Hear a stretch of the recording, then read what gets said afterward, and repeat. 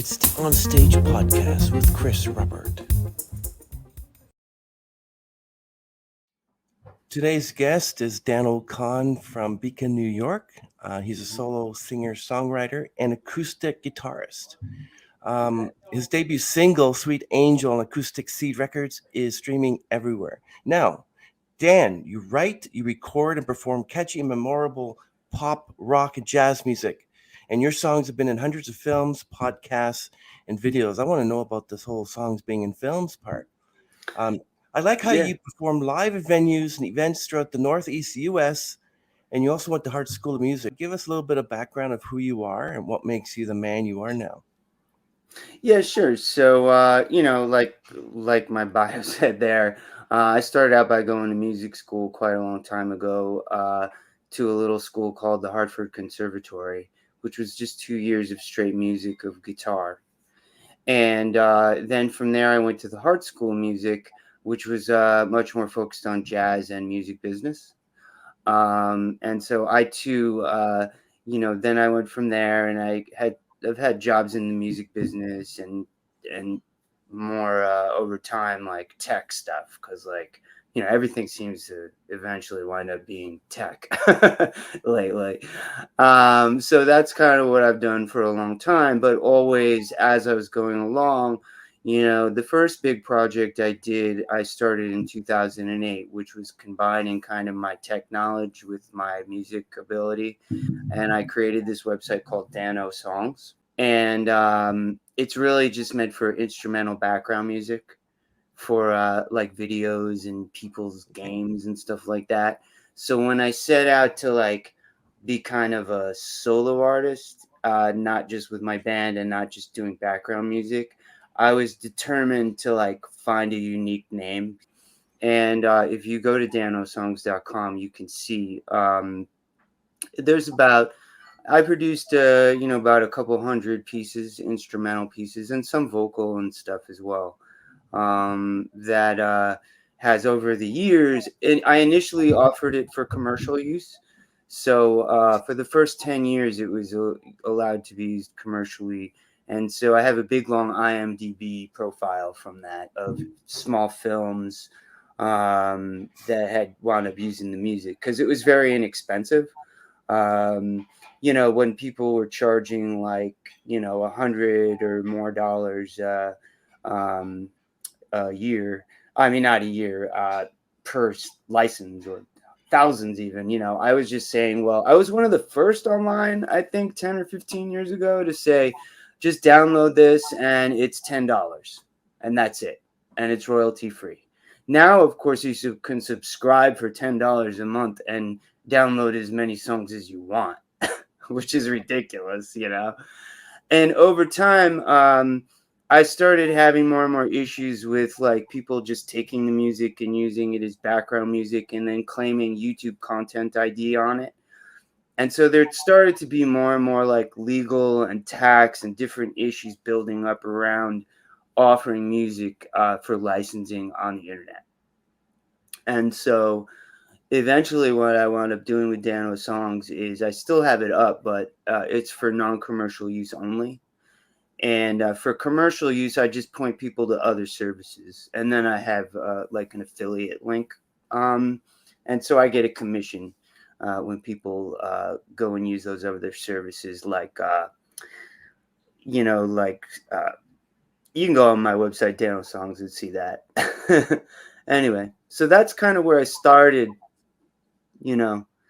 more seriously online with music.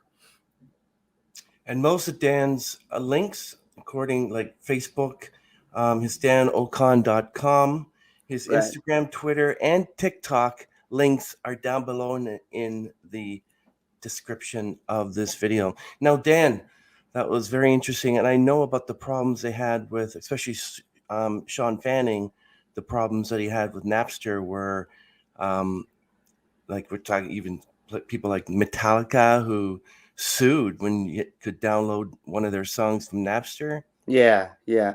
Remember those days? Oh, yeah, those days. That was all back when I started. Yeah. 2005, 2008, when everything. Yeah. And now, you, like you said, you for like $9.95 a month or so, you can download or play any song you want on Spotify, Yeah. Yeah, and and even as a podcaster or a person making films, you can actually subscribe for $10 a month and get royalty-free music now. And they even have websites now where you can actually, for even cheaper, download AI generated music. So there's not even composers involved. And honestly, it does not sound bad at all. Of course, it's very generic sounding, but if you just want some music to throw in the back of a podcast or in the back of a video, if you're a real estate agent, like I had tons of people who were like, did makeup videos, used my music.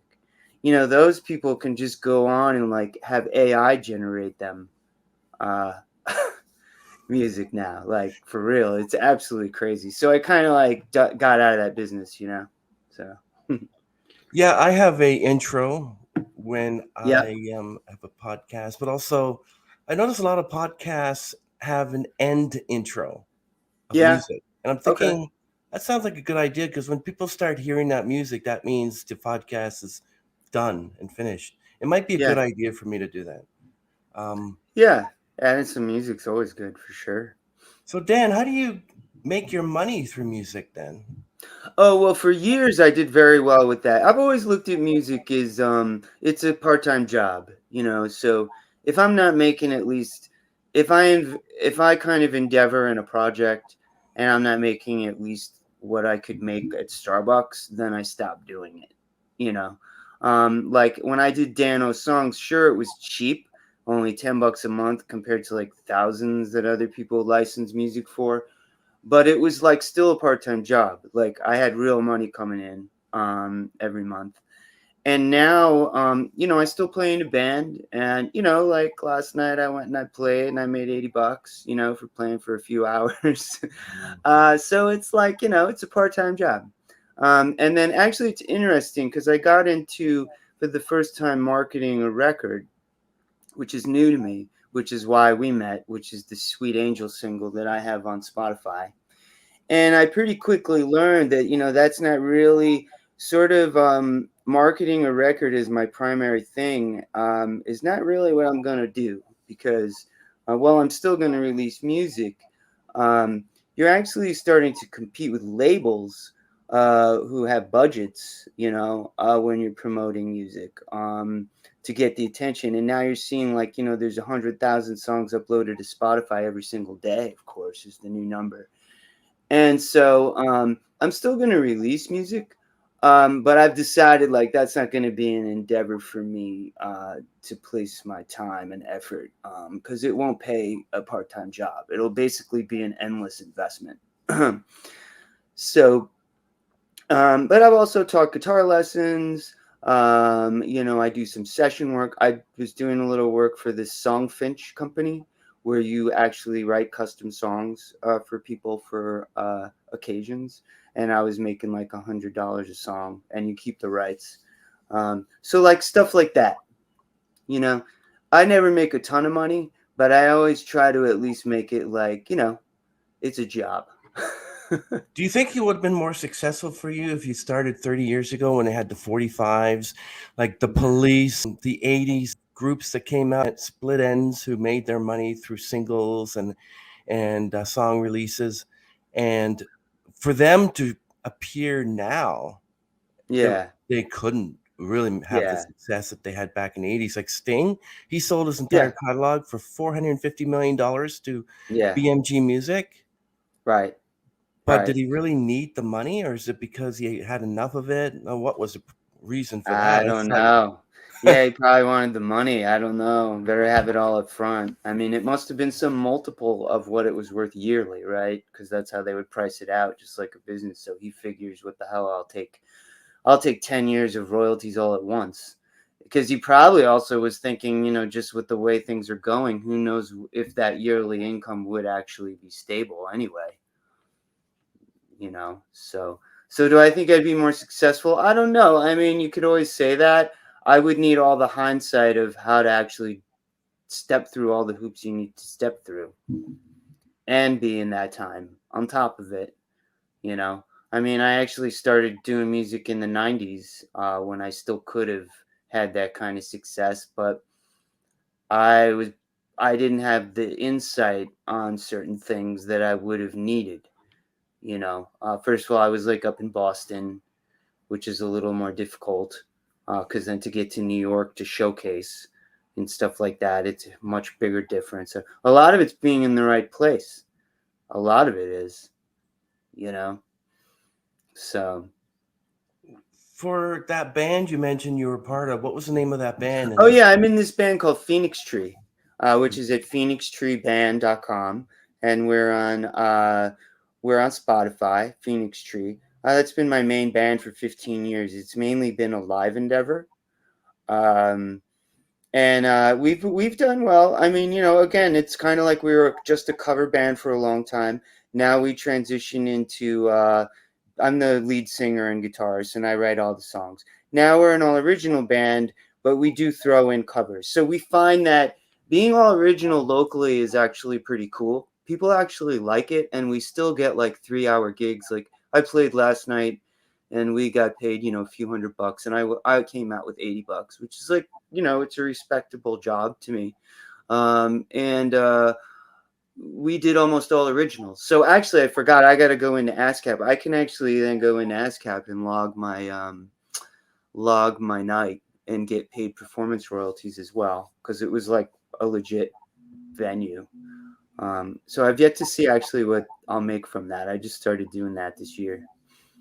So well, I wanted to talk a little bit about your debut single, but since yeah. you brought up the whole issue with a band and you've been in a band for 15 years, totally Yeah. amazing. Have you ever opened for any of the large mainstay musicians, well-known musicians? Can play acoustic. What No, about like the previous biggest bands? we've opened for is some really big. We're like a jam band, Hmm. so we've never gotten the opportunity to like Hmm. open for a big jam band. But we play a lot up in the Northeast. Like we will open for bands. Not Max Creek. I don't know if you've ever heard of them, but there's big jam bands, like the Grateful Dead All Stars. We open for a lot of big jam bands. They tend to blow up if they're tribute bands of the Grateful Dead, and they'll get thousands of people. So we have cool nights where we play for a packed house, for 400 or 500 people or something like that, opening for another big band. Again, I've always had a day job because I have kids and I have to have health insurance for everybody. So, and I'm in tech, so it's hard. It's a hard draw because it's like there's a lot of money in it. So it's like it's tough to have two focuses, and it's tough to give up a day career that like I'm pretty good at too. So. Well, as a band, do you feel that you get a lot of groupies, a lot of girls wanting to like, what girls do to the guys? They're just like, I want to be with you, whatever. And You do get that, but then it's interesting. Again, it depends on what area that you're in. You get to meet, people definitely like, hang around you, certain people, regular people, but it always comes down to also, it's like, am I available? Am I interested in that? It's not all. It could be like that. If you're young and single, you could make it like that for sure. If you're in the right kind of band and in the right location now you too. said you have another job on the side. Do people treat Yeah. you differently? Say, hey, Dan, we got a rock star working with us. Hey. Or is it I like, never bring it up. It's quite distracting. oh, really? I keep it on the down low at work. I think there's only one person at my current job that I even talk about shows with, because people do kind of get like that. Oh, where can I hear your music? Where can I hear your music? When can I come see you? And I'm like, I don't really want to deal with that. You know what I Oh, mean? wow. Yeah, over the years I've learned, because I used to, because I would be all proud that I'm a musician. And then I realized over time I kind of just want to go to work and just work. But what was nice, I had one company believe it or not, programmers, which I'm basically a web programmer. A lot of programmers are musicians. A lot of them are. So I'm like with my crew. So if I scope out that, oh, this guy's a musician, then I always tell them, you know. But I was in one company. My entire team were all musicians, and we would jam after work actually. So I've noticed that one of my coworkers once was sitting down and he with his he started doing this with his fingers on his lap. And I Mm-hmm. said, "You a piano player?" He said, "How did you know?" "Oh, because I noticed that you're doing your piano on your knees." And so, and sometimes I would be like, I'd see a baker or somebody behind a delicatessen, and they're taking like wooden spoons and they're doing this. I say, "Hey, are you a drummer?"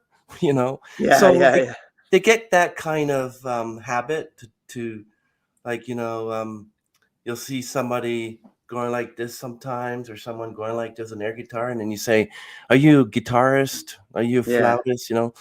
But it's sort of like many of them, like they have this other job, like you and me and others yeah, um, who wanted to make money because they realize that their playing band or music, whatever, isn't netting them enough. People automatically think, "Oh, yeah. you're a musician. You must be a millionaire." I mean, Yeah, yeah. no. Well, the thing is that's one very, very small particular part of the business, which is making records, you know.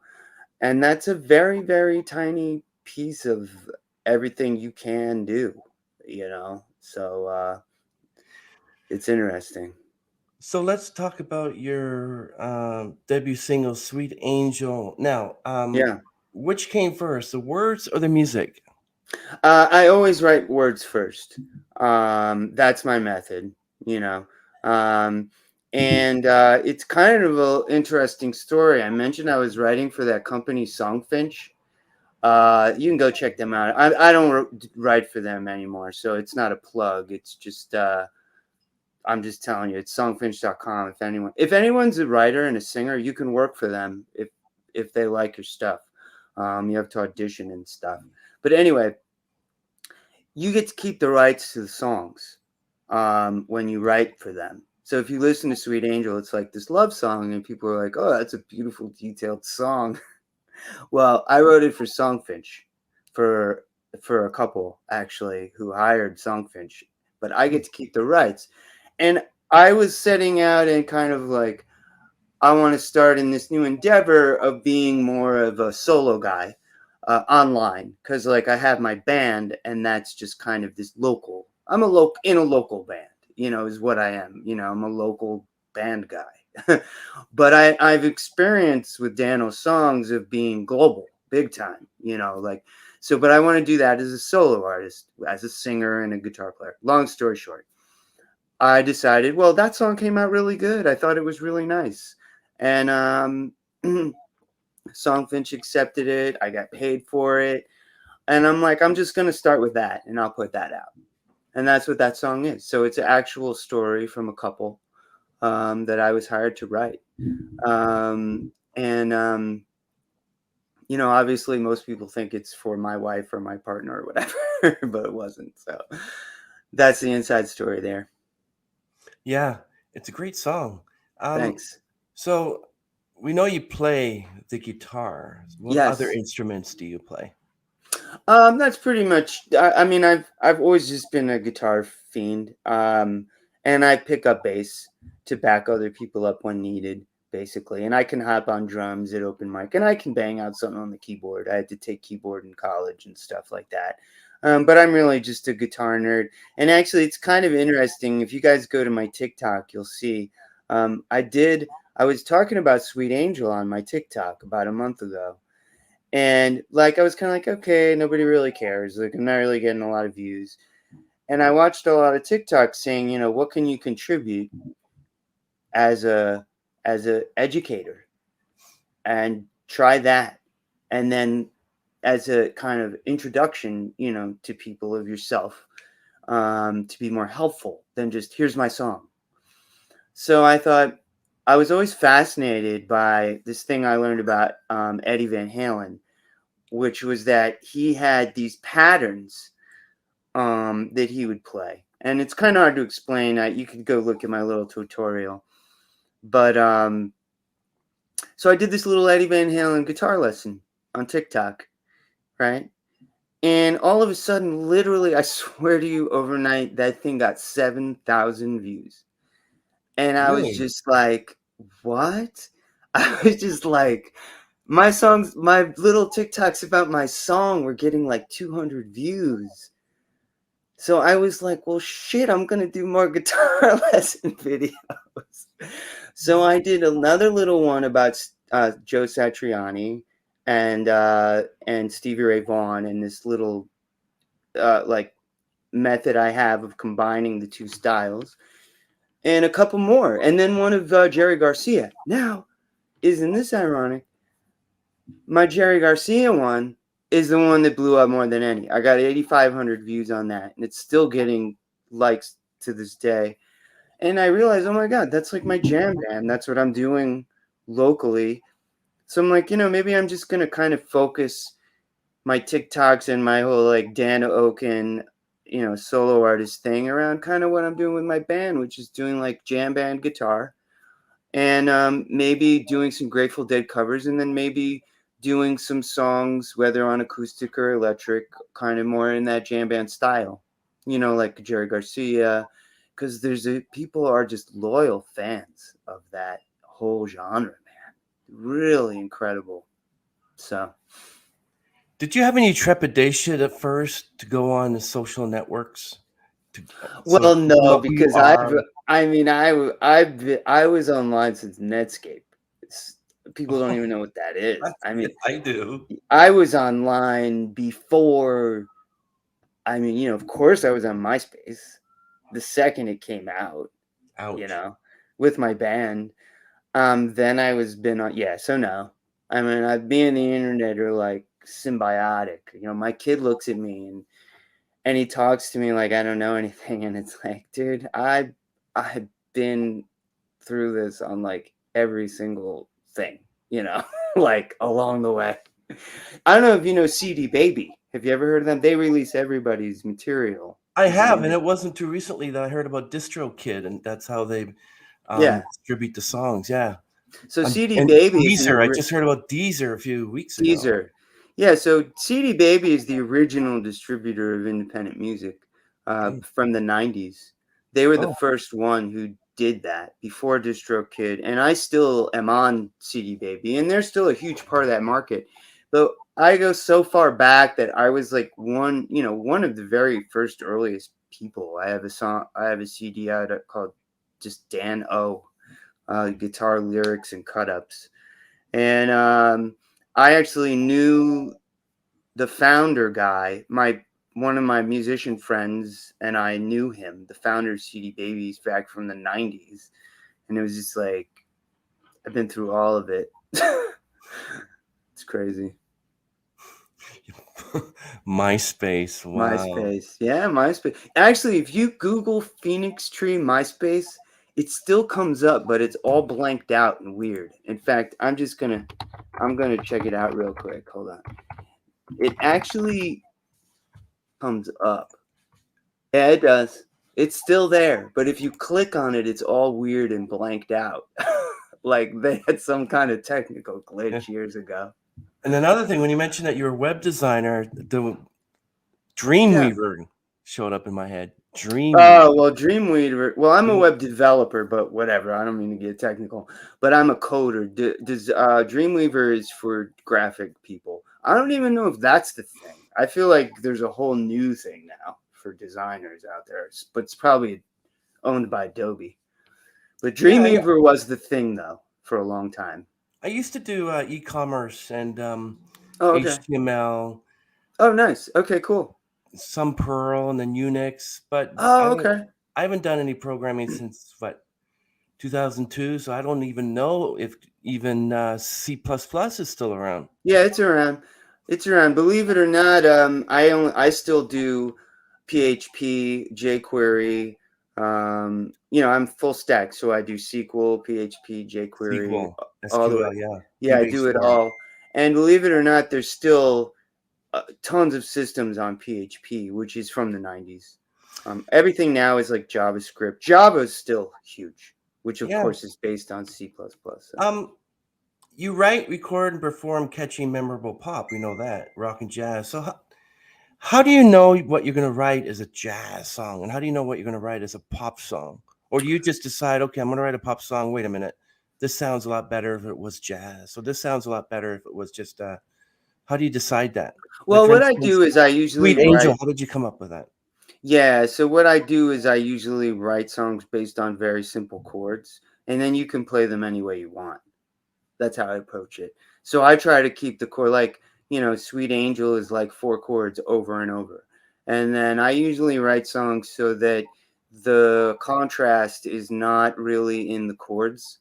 The contrast is either in the melody or the instrumentation, because I come from like a jam band background where you go to open mics and you call out some chords and you say, "Hey, the chords are G, C, D, and A," or whatever. And then sometimes you'll have jazz cats at these open mics, and then it'll be like, all right, well, let's swing it, you know, or like, let's take this tune and let's rock it, or whatever. So it just depends. Usually when I record it, I'm keeping it to a genre. Like with my jam band, it's kind of rock. I have a feeling now with recording now as a solo artist, I'll just keep it pretty straight ahead. My songs, like kind of like rock, pop rock. Did you happen to see they did Robert Plant from Led Zeppelin his 75th birthday, and a Yeah. whole choir did Stairway to Heaven. It was a Oh, beautiful rendition. I gotta And I'm hear thinking that. you can take any song and I guess make it a jazz, make classical, whatever.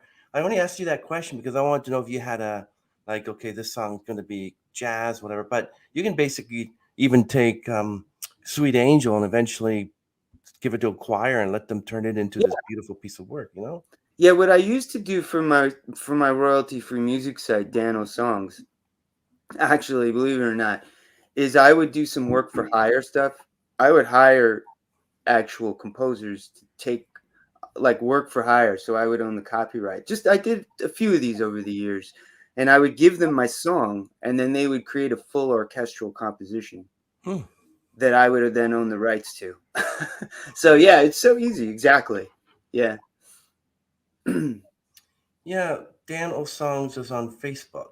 Um, Well, you go to the main place to go if anybody wants to see the royalty free music is danosongs.com. It's kind of interesting because it's right now on it's an ad revenue model. Like I have Google AdSense on there and donations. In fact, I just got a donation for $50 right before I got on here. Somebody donated. But the music's free to use because I got out of having people pay for it because I didn't want to deal with the responsibility of like refunds, customer service, all these things. So I basically, you're either going to donate as a tip to use my music on there in your video, or you're going to click an ad by mistake, probably. And I'm going to make a little bit of money that way. But yeah, danosongs.com. Yeah. danosongs.com, everyone, and also his the Spotify single Sweet Angel is also linked in the description. Where to Right. find Dan, where to find him on the social networks, Yep. and if you want to stalk him elsewhere. Just DM me. Yeah. If anybody ever has any questions about anything I've talked about, Yeah. getting started or working in the business and things like that, Yep. feel free. I DM was me. when you mentioned Daniel songs, I thought because I had Hear Your Song on the podcast of children who write songs according to their experiences, and one is Okay. called one is called Reasons and was written by a 12-year-old girl, Nice. and she was so inspirational. And Oh, nice. yeah, yes. So you were mentioning about songs for hire. You mentioned about hiring yourself Yeah. out to write songs and that earlier on in the podcast. Um, I know you sell your songs. Can you tell us Hmm. how that works? Well, I've never been big into like the whole.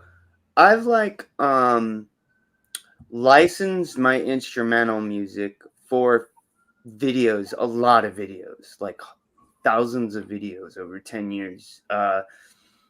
If you like go to YouTube and type Dano songs, you'll see there's like tons of people. But that's how I've done it. I've never done the whole like getting a publisher and having your songs placed with an artist type thing, which is how like people can cash in big time that everybody's probably heard of. Like, oh, you get, like Rihanna to sing your song, that you wrote, and then you get money for that. I've never gone down that path. Personally, I there's major um, gatekeepers involved. I always try to do everything having nothing to do with gatekeepers. You know, like for instance, the new gatekeeper are the playlist curators. I don't know if you know about this on Spotify. But these, what it is, everybody's trying to get Spotify playlist owners to put their songs in the Spotify playlist. So that's another thing. Like I tried that, and I'm not really too keen on that because there's a lot of like marketing budget you have to put forth for that. I'm not into anything that involves gatekeepers. You know, basically. Does that make sense? They don't have anything to do with, because I noticed that some playlists for bands and singers, one or two songs might be disabled. Um, why is that? Does that In a have something? playlist? Yeah, No, I don't know. I'm not sure. That could be location or something like that, or maybe they were taken out of the system. I don't really know. or they pulled it for some reason. Because I know there's a song that I really would love to hear from a certain musician, and that song you can only find if you order the CD on Oh, Amazon on a oh, and you greatest can't get hits. it. Well, it might have been available, and they might have pulled it because of Hmm. royalties. You hear that now a lot, right? People pulling their stuff from Spotify. Yeah. Oh, we know what happened there with Joe Rogan and Neil Young and Joni Yeah, Mitchell pulled everything, but exactly. all their songs are still up there. It's just they're all disabled. That might be why. Maybe people are pulling it. Yeah. Yeah. So I'm. I'd like to ask you. So your songs have been in hundreds of films. Can you give us an idea of which films they were in? Yeah, a lot of independent films. You can go to my IMDb. Actually, I probably could have given you that. I think it's Okay. imdb.me I'll put slash. every sort of social network on the description Let so me people can find see it. if that's it. IMDb um dot me slash. Hold on one second. If you go to Dano Song, basically, if you go to IMDb and that's the main database for all film and TV. Yeah. I Right. used to write for IMDb as well. Oh, I you used, did? I Oh, used to wow. review films. Yeah. Oh, wow, that's cool. Yeah, if you go in there and you just type Dano songs, yeah, you'll see, like I have all different profiles come up and different films.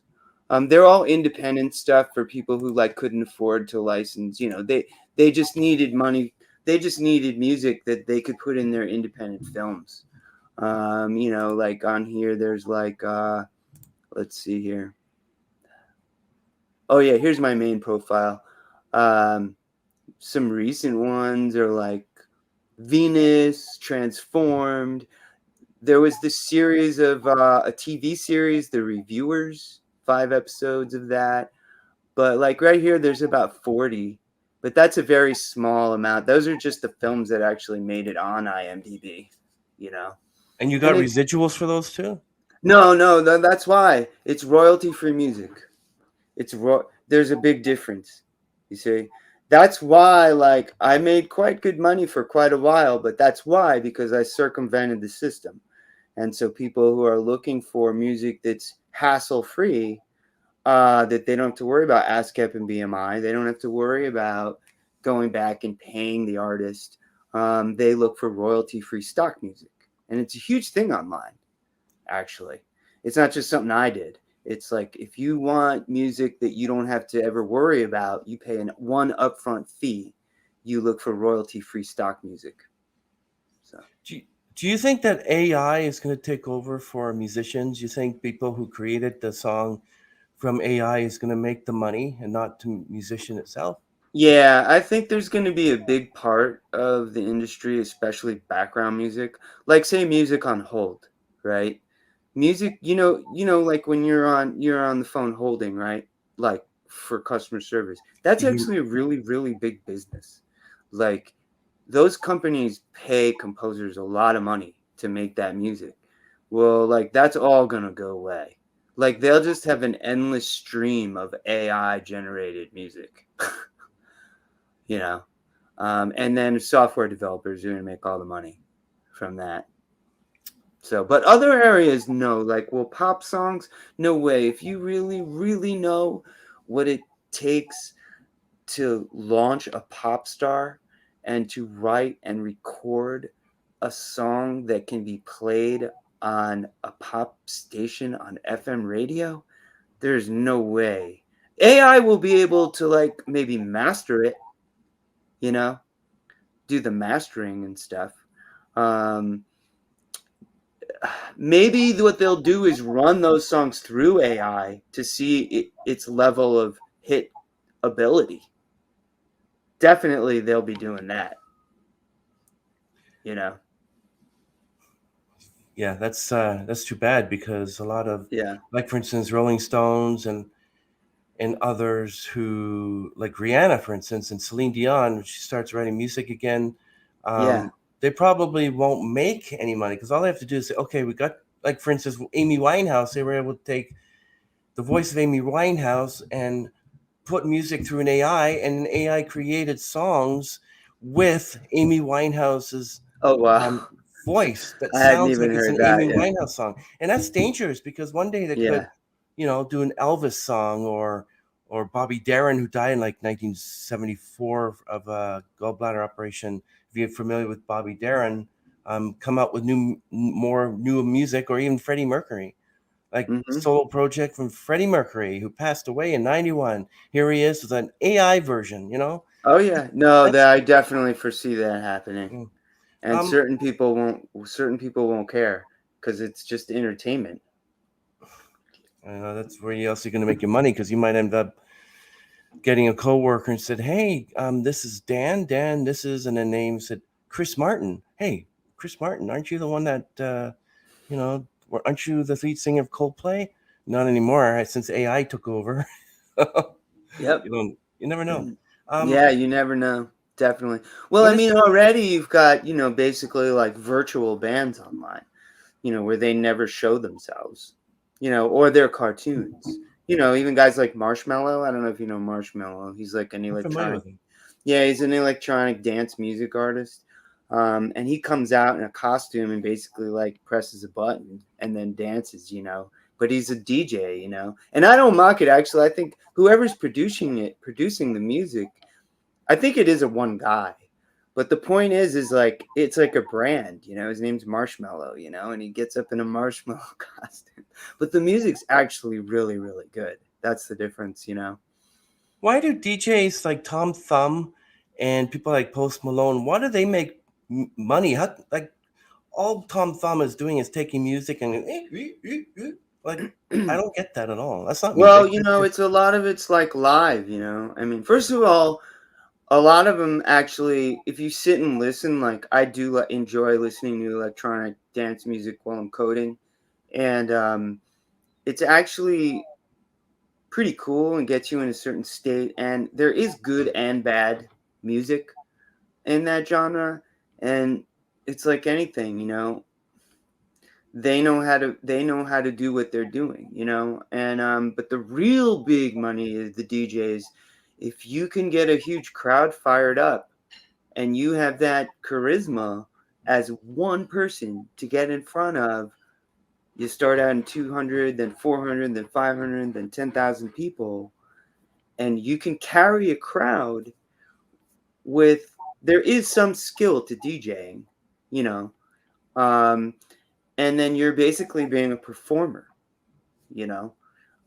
If you have the courage and charisma to get up and do that, there's a market for it. That's all I know. And I am kind of a fan of it. I like to go dance and stuff. I like to dance. So I'm not one of these musicians who kind of like is, cynical about electronic music, because I've made a lot of it myself. So, when you perform live at venues and events, especially throughout the Northeast mhm. U.S., and you've probably been elsewhere. Um, How do they pay you? Do they pay you like they do with pizza drivers? Will they pay you like every day, or do they pay you in cash or Almost cryptocurrency? always cash. Sometimes from regular, more established places, we get a check. And then we put out a tip jar, and like, we get some nights we get more than others. And like one night, one example would be, I performed solo, and I got $100 in tips. Somehow there was hardly anybody in the room, but I got $100 in tips. And then the venue paid me like 150 or something, and then I walked out with 250 cash for playing for 3 hours, which to me is like what I make, what a decent day job pays. So it's fine with me. Um, but you almost always get cash from the venue at the end of the night. Yeah, and also I don't do a lot of door gigs. Like, you have to be a much bigger band with a following. We're more of like a background business band. Like, we're we're playing at places that usually have food. And then if we can bring some people, fine.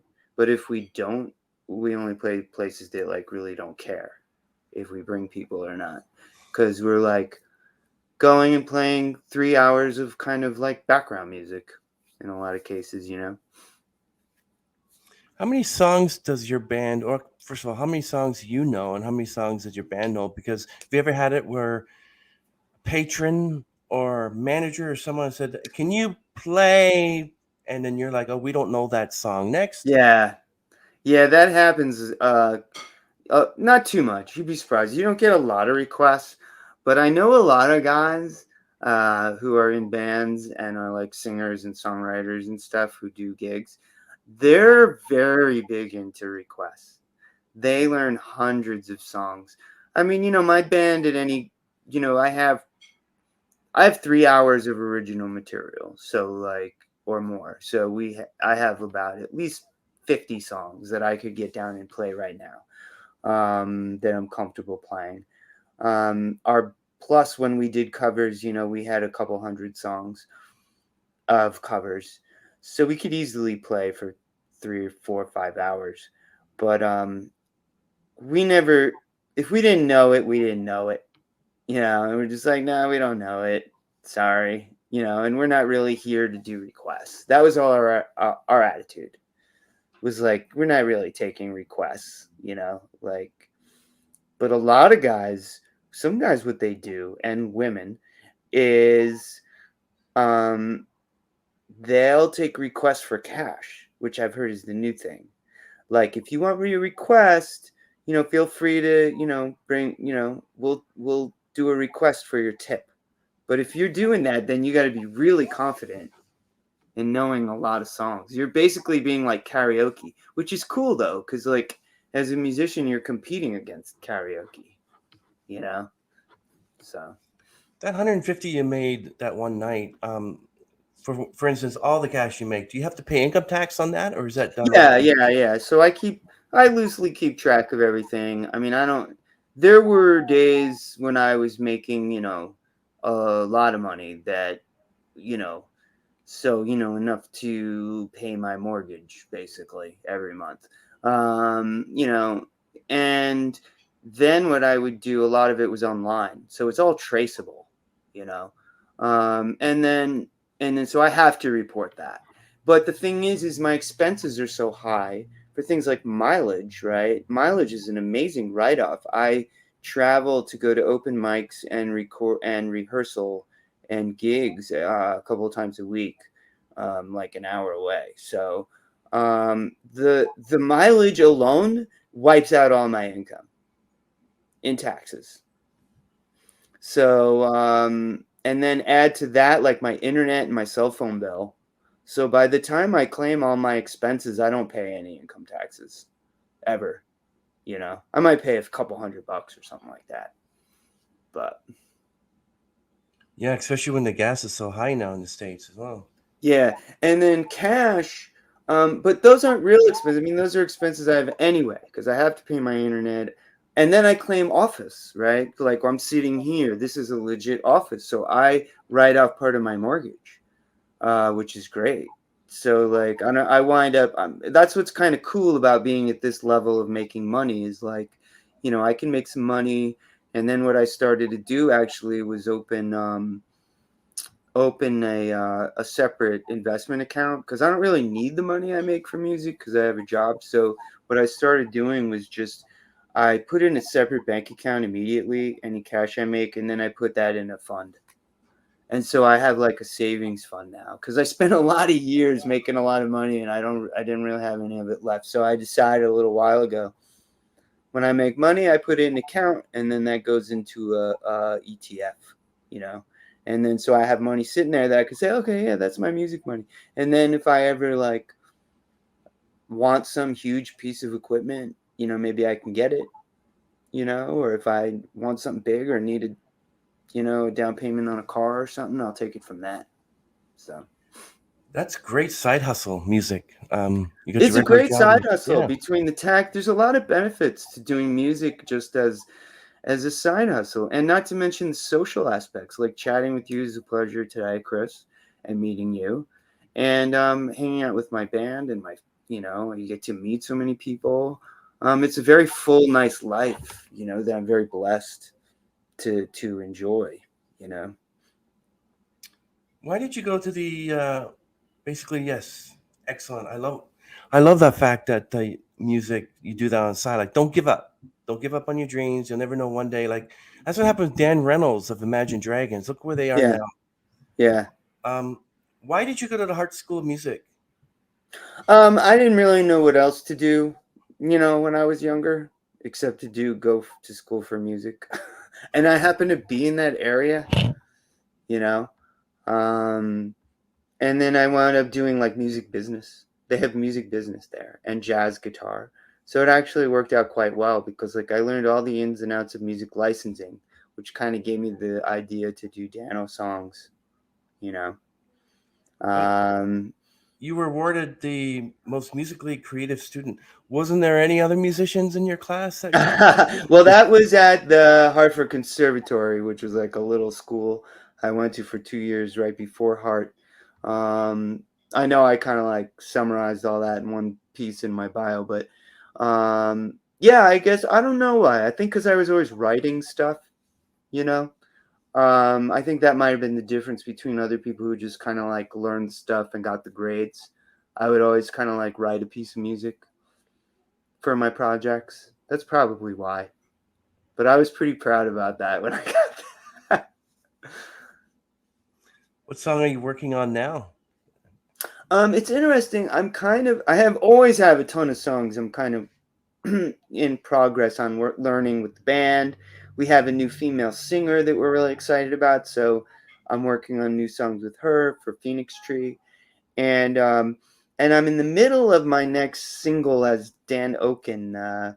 And it's interesting. I'm using a little bit of electronic beats combined. I was kind of initially setting out to do kind of like an Ed Sheeran kind of thing, which he kind of like crosses this line between pop and electronic and acoustic guitar. Um, but now that this whole new angle's come up with like the guitar angle thing on TikTok kind of blowing up for me like overnight with doing guitar lessons. Like maybe I'll make these more guitar oriented songs, you know, and like maybe throw in some choruses with vocals and stuff, but maybe do some much more in depth instrumental guitar over the beats and acoustic or something. I don't really know. I'm kind of like exploring. I'm using social media as an experiment at this moment. So what about You bass know. guitar? How come you haven't have you dealt with the bass guitar at all? Well, I play bass, and I will back up other people if they need me to sometimes. Like I know a lot of people from the local scene. Like I know this one poet. His name's Adam Rush. Um, Great guy. He always likes to have background players, and sometimes I'll play bass for him. But when you're doing when you're recording music and you have your own studio, bass is pretty easy to like just lay down with the samples. Not to be rude to bass players, but it's not exactly the same. But when I'm sitting in my own studio, instead of miking up a bass and doing all that, I usually just lay down a pretty simple line with MIDI, and use some like real bass samples that sound pretty damn good. So that's usually how I do it. Yeah. So or anybody else in your family musically inclined? My dad was a guitar player, and he used to sing to me when I was little. Nice. So yeah, dad definitely takes some responsibility there, for sure. Well, that's cool. Yeah, it was nice. So you were mentioning about this new lead singer, this woman lead singer. How did you go about finding the lead singer for Phoenix Tree? What's your process for that? Well, she's I don't know if I said lead singer, but she's like going to be my co-singer. Not Hmm. quite a background singer because I want her to be a little more involved with that than that.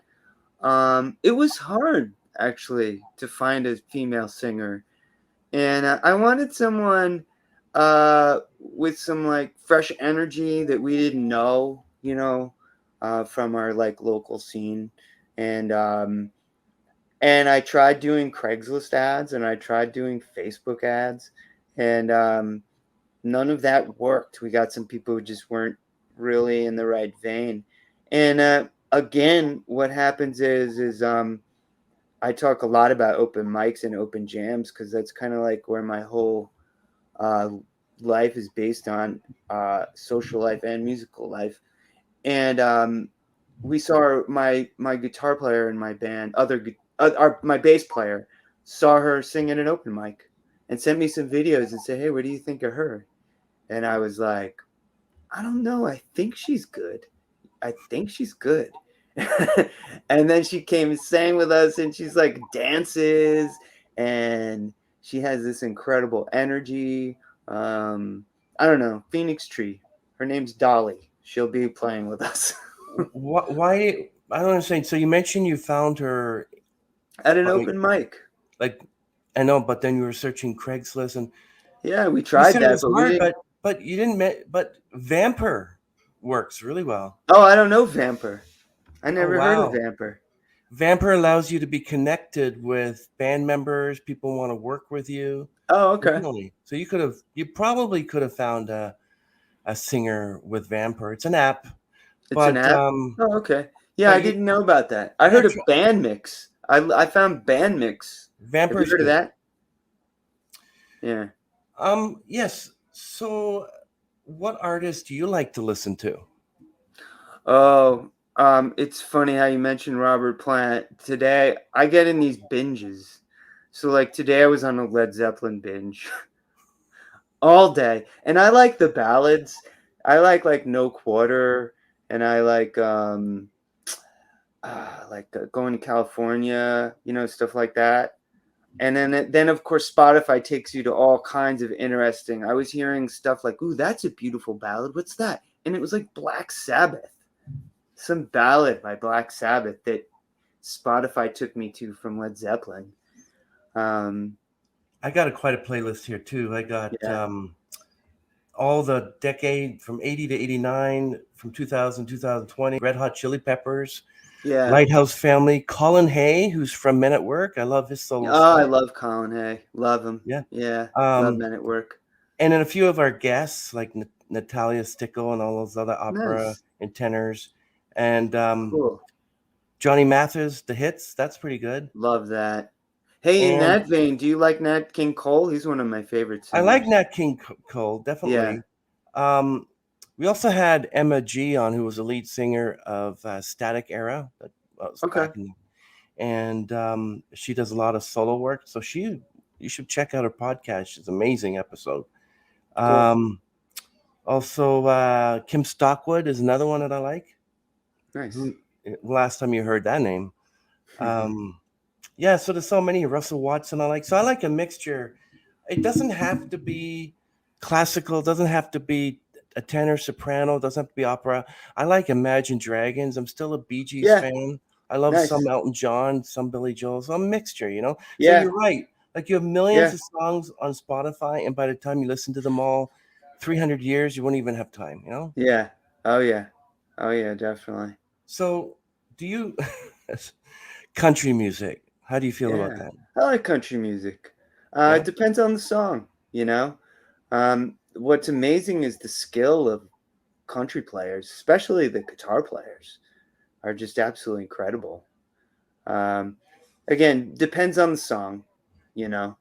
I'm trying to think of that one that's like I don't know. I'm not good enough to name the players and the artists on there. How about you? Yeah, Johnny Reed. Yeah. Um, Camber Kane is another one. Yeah. Leanne Rhymes, and then she went Rocky, and I'm like, no. So I'm not No. a Leanne Rhymes fan, but I love that one. How Do You Live? That's what got me into her music. But Oh, basically, Dixie Chicks are one of my favorite Dixie Chicks. I went to singers. see them in concert. Yeah, Yeah, I sat right in the love front. I them. like Dixie Chicks. But what makes it country? Is it that twang, kind of sound that they have Yeah. in there? Yeah, Is it you that? won't believe that some of the I did playlist promotion for Sweet Angel. I'm not going to be doing that again for anything else, but um it was very interesting. That song, they said this is too country for us. And I was like, "What?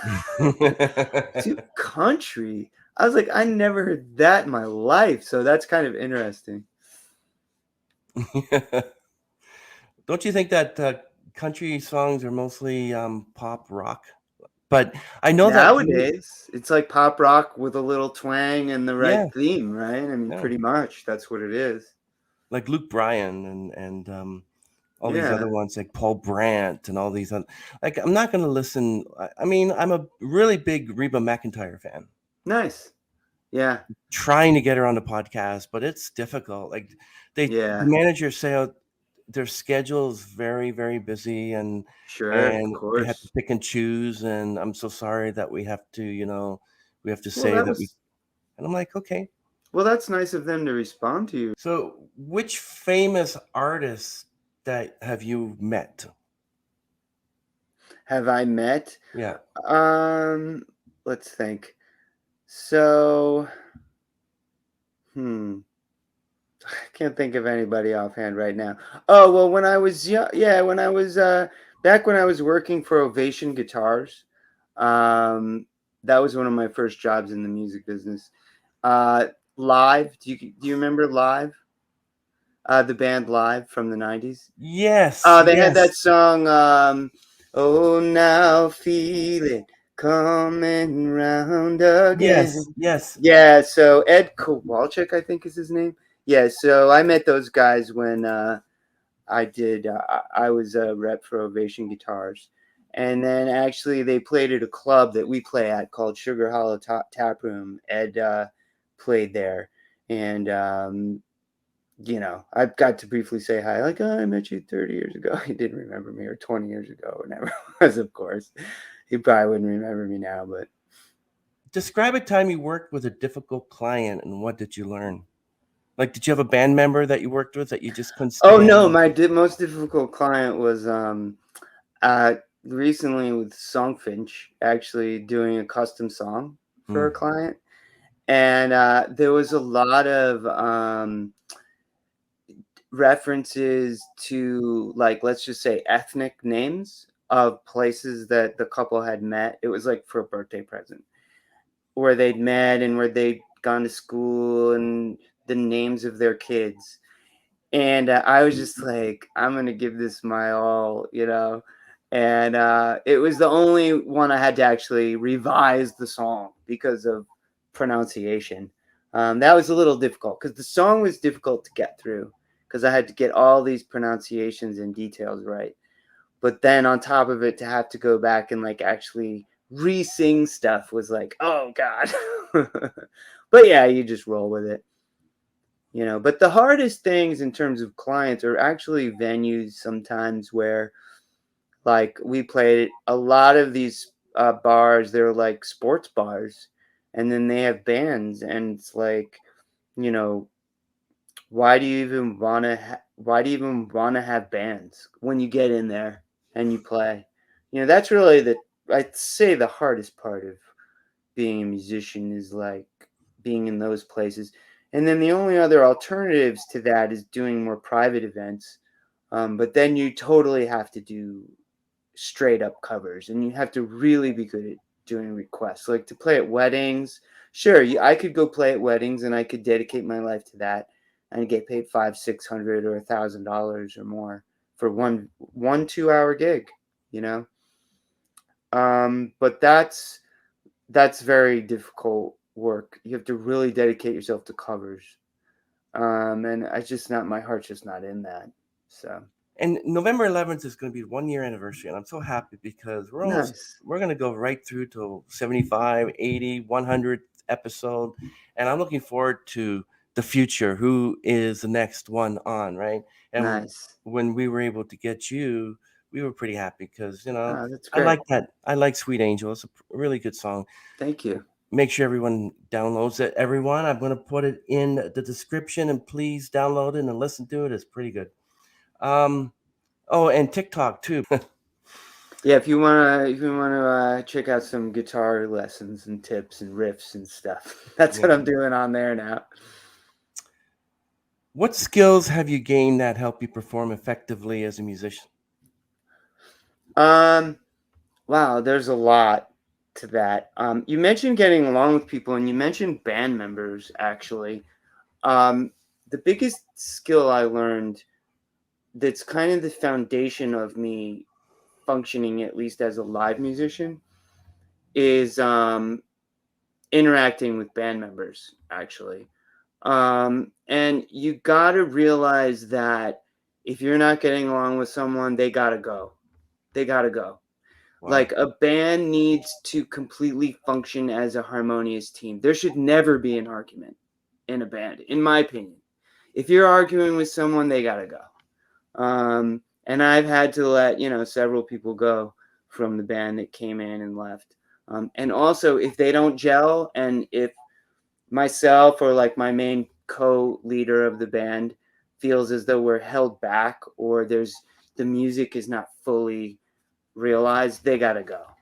And you gotta just do it quick, and you have to do it because that's been the main thing. And then the other thing is that when you find people as a band leader, you can't. I'm just not the kind of thing I like to be. I come from the jam band kind of genre, which is like, here's a song, and you show the virtuosity of each player. It's like a jazz mentality. So for me, it's like, um, I'm not about this is my song and this is the part and you do this. And a lot of band leaders are like that. Musicians can't stand to work with leaders like that. It's like a job. I mean, if they're getting paid, they'll do it.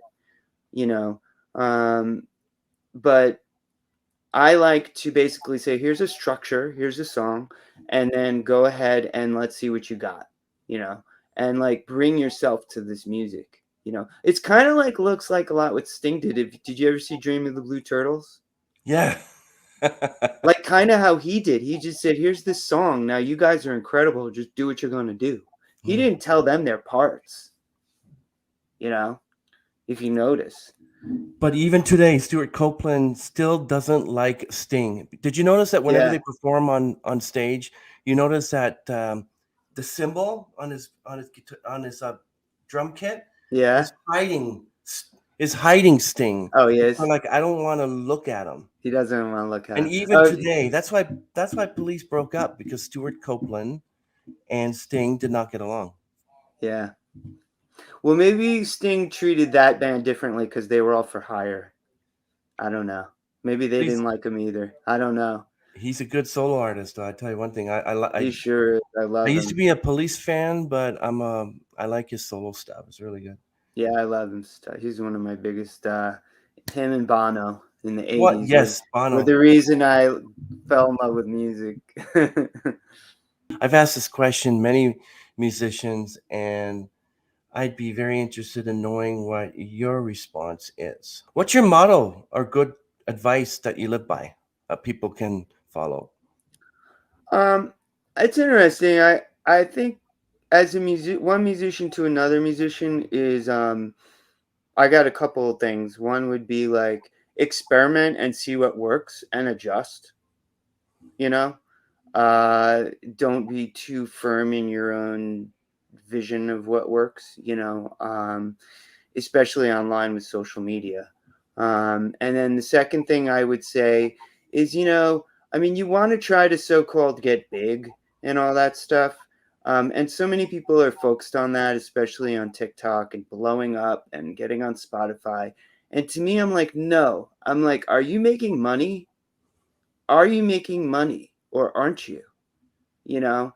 And I would say treat doing music as a job, you know? And if you're lucky enough that you have the right talent and you're in the right position and you have the right music that also happens to make you blow up and become rich, you know, then that's great.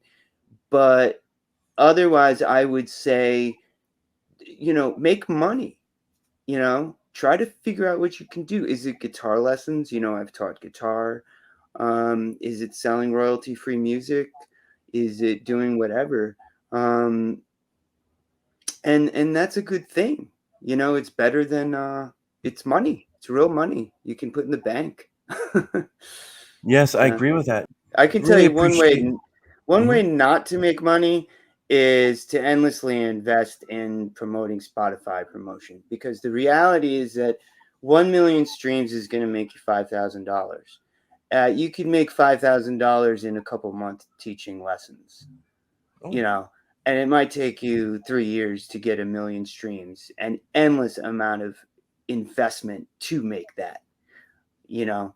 Um, I just don't really see the point in it personally. I think having music on Spotify is like a nice, it's almost like it's almost like just having another social media account at this point, really. You know, it's like I got my Facebook, I got my TikTok, and I got my Spotify. It's just a foundation to your presence. In and of itself, it's not like a way to make money, in my opinion, from my experience in the past month. well, back in 1998 when people could download Napster and just download songs for free, I was up till 3:30, 4 o'clock in the morning downloading music, and Yeah. I still have some of them. Yeah, Stuff yeah, yeah. I still have songs that you can't even find on iTunes or Spotify, but I do have them as MP3s. Yeah, yeah, yeah, yeah, that's so funny. Yeah, and I no longer buy anything from iTunes. I just get everything. My brother gave me a Spotify account, Yeah. um, a family account, and yeah, so I've enjoyed every moment of it. And I no longer download from iTunes. I deleted a lot of my MP3s. I love it. Yeah, I know, that's what a lot of people are doing. Yeah, Yeah. I love Spotify. It's Thank really you. great. Thank you, Dan. Sure, Dan yeah. Oakon, everyone. Really appreciate you stream Sweet Angel, yeah. Sweet Angel down at Spotify. And yeah, Thanks, get Chris. It was a Dan some pleasure love, chatting. everyone. Pleasure chatting with you, When I Chris. first saw Pleasant you, I chatting with you knew too, Dan. that you would be mine, all mine, yeah. When we were in Barrie, Ontario, it was your soul that shined. 23 years later, and we're still together, an amazing mom and wife. Oh, more than anyone I've met in my life.